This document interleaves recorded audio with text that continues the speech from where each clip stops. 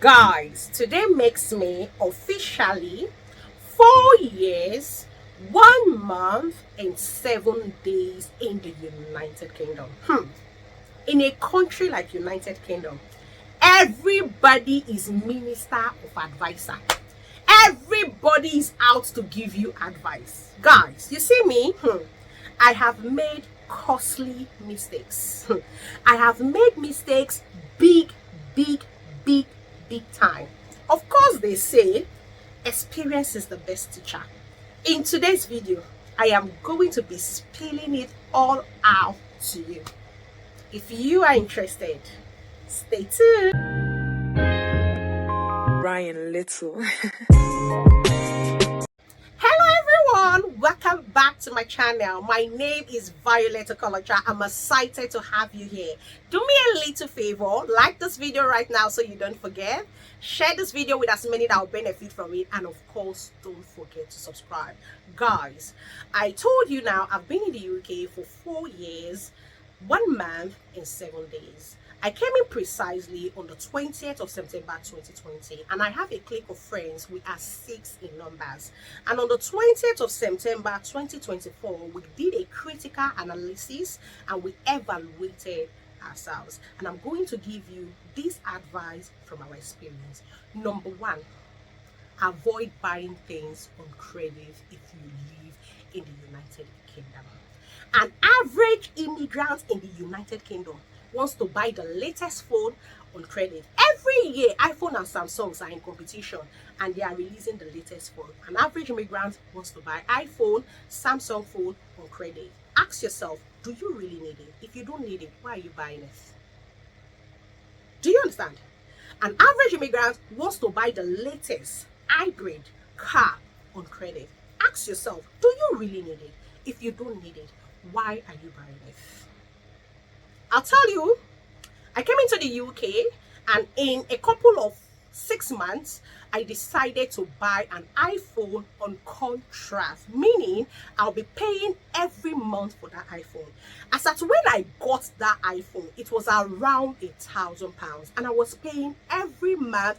I think I started paying around 50 something pounds for that iPhone. Then it was iPhone 13. Guys, you won't believe it. I didn't pay 50 something pounds for up to 4 months when they said inflation had set in, and I started paying 60 something pounds. I didn't even pay 60 something pounds for up to 4 months again when they said inflation had set in, and I started paying 70 something pounds. Guys, in that years of my contract for that iPhone, I ended up paying roughly around £2,200 for a phone that cost then around £8,000. In other words, I have lost around £1,000. In all honesty, I could have afforded to buy that phone in cash, but because lots of people said when you buy phone on credit, it will boost your credit score, I ended up losing £1,000. So I would advise you strongly run from buying things on contracts, except there are no added interest to those contracts. That's number one. I told you my cliques of friends and I evaluated ourselves on the 20th. A friend of mine got hybrid car. I've said it in my videos of over 4 months that one of my friends, we are family. We don't get to talk every day because everybody is really busy, but we are cliques of friends who came in the same time to the United Kingdom. And when we were evaluating ourselves on the 20th of September, she said to me, Nosvi, I got an hybrid car 2024, beautiful, lovely luxury car. She said, Nosvi, my only regret is that car. I evaluated myself and I said, why do I need that car? I live literally around 15 minutes to the hospital. My children's school from my house is around 15 minutes. My husband has a car because my husband works in London. Literally, I really don't need a car. But I got that car because I felt like everybody around me was buying a car. She said, Nosvi, I am paying currently £450 per month for that car. In 5 years' time, when I will finish the contract, I would have paid ×2 of the worth of that car. So buying things on credits, Buying things on contract, if there are added interest over time, will frustrate you and it will make you depressed. When I and my husband wanted to buy a car, we decided to go window shopping for car. We did a lot of window shopping. My husband loved cars, me too. I really don't love cars, but because he loves it, I also love it because of him. And so on one occasion, when we got to one of the biggest car shop in Tanef, and my husband said, I want this car. And we went into the shop and we said, how much will it cost us to buy this car? The man then said, it's going to cost us £13,000 for that car. And my husband said, if I was to sit on a car finance, how much will it cost? To cut the long story short, they said we were going to do a soft credit check, blah, blah, blah. They did it. And at the end of the day, they said we are going to be paying £450 every month for that car that costs £13,000. And we're going to pay over 5 years. Now, do the math for me. 450 times 12, that's over £5,000 per year, times the 5 years, that's around £25,000 for a car that cost £13,000.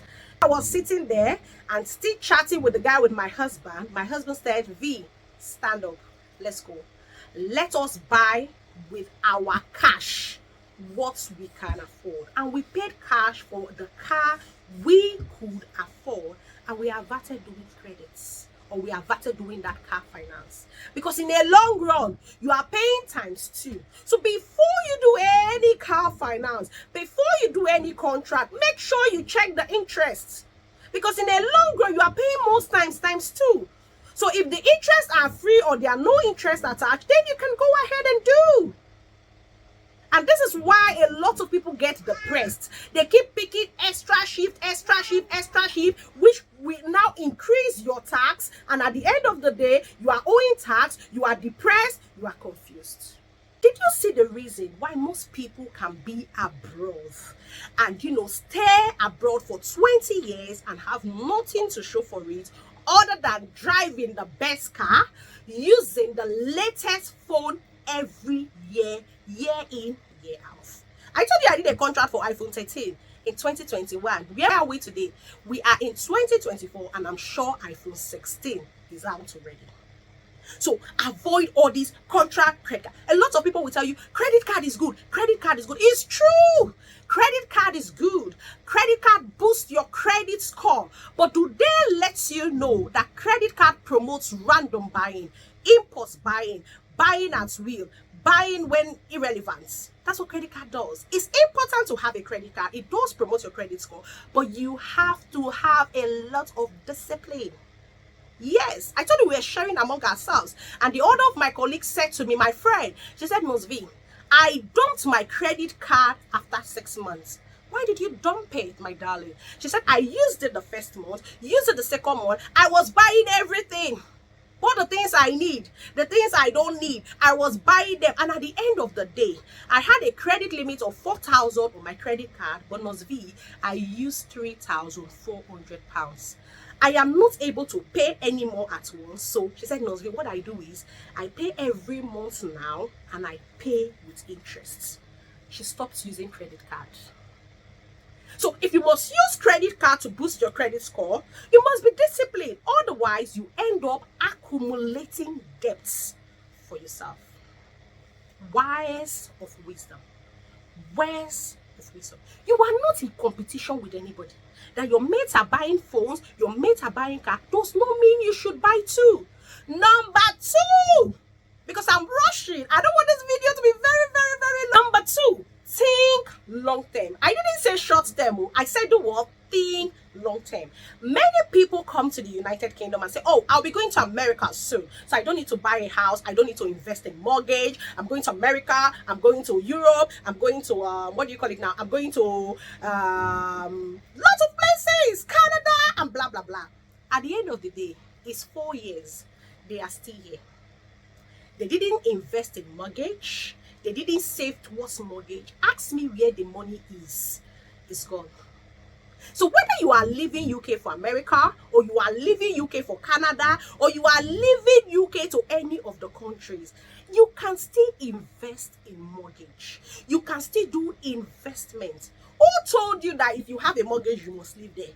You can buy a mortgage and you rent it out. Think long term. Mortgages are long term investments. From the moment you step your foot in a country like United Kingdom, start saving towards your mortgage. No matter how small, even if you are saving 10 pounds every day, or you are saving 100 pounds every day, it's worth it. Start saving towards your mortgage. Mortgage are not as expensive as people present it. Yes, I live in Thanet. I live in Kent. You could get a cheap mortgage in Kent. Start saving towards your mortgage. Even if you are relocating, stay safe. I had some friends when we were getting our mortgage. Oh, let's buy mortgage. No, Nosvi, I'm going to America. Nosvi, I'm going to Canada. Nosvi, I'm going this, I'm going that. Today, we are all over 4 years now. They are still here. They've not migrated. And some of them tells me, Nosvi, this is my biggest regret of not investing in property or buying a mortgage. So think big. Now, building a house in your home country is not wrong. Yes, so it is not wrong. But before you build a house in your home country, you should have one here first. You are staying here. So before you build a house in Nigeria or in Ghana or in Zimbabwe, I'm not one of those that will tell you don't build house where you come from is a waste. I don't see it as a waste. We've all learned from Ukraine. You all saw what happened in Ukraine. Yes, not everybody has a long-term plan of living in the United Kingdom. Do you understand? So, but my point is, invest here first. Get a property here first, because you are living here before getting the one in your hometown. Very important. Somebody walked up to me, I think a year ago, and said, Nosvi, if I start saving towards a mortgage, do you think I can still make it? I said, yes. As I'm talking to you, it's just 1 year. She and the husband, they have their own mortgage now. Think long term. Number 3 advice I will give to you. Call it 2-in-1 advice. Don't be loud at your workplace. What do I mean by don't be loud at your workplace? Oh, I just passed my driving test. Oh, I just got a car. Oh, don't be loud at your workplace. Yes, one of us recently has landed herself in big trouble because of being loud at a workplace. You got a car, you told them at your workplace you got a car. That's fine, it's not bad. But you told them at your workplace that you are preparing, you are complicating yourself, you are preparing for your driving exam, and you have a car. And the next thing was getting into trouble with DVLA. Yes, this is not they told me, this is something I saw. I got a car. Oh, bless you, you got a car. Have you passed your driving test? Oh, actually, no. I'm only driving with international, although my international driving license just expired around 3 months ago, but I'll be passing soon. Don't be loud at your place of work. Your place of work is not a place to talk about your life story. It's not a place to talk about your achievement. It's not a place to talk about your life history. It's a place to go there and work. People will use what you say at your place of work against you. Be careful.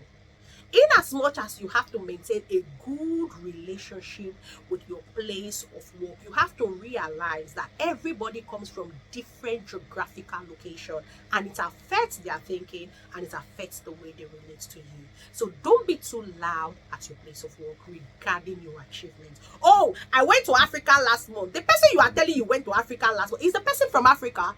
How would the person understand what you are saying? So don't be loud at your place of work. Remember, everyone comes from different geographical locations, so they may not understand things from your point of view. Be at your best character at your place of work. When you are being corrected, take to corrections. Listen more at your place of work and be slow to speak. Guys, I don't want this video to be very long.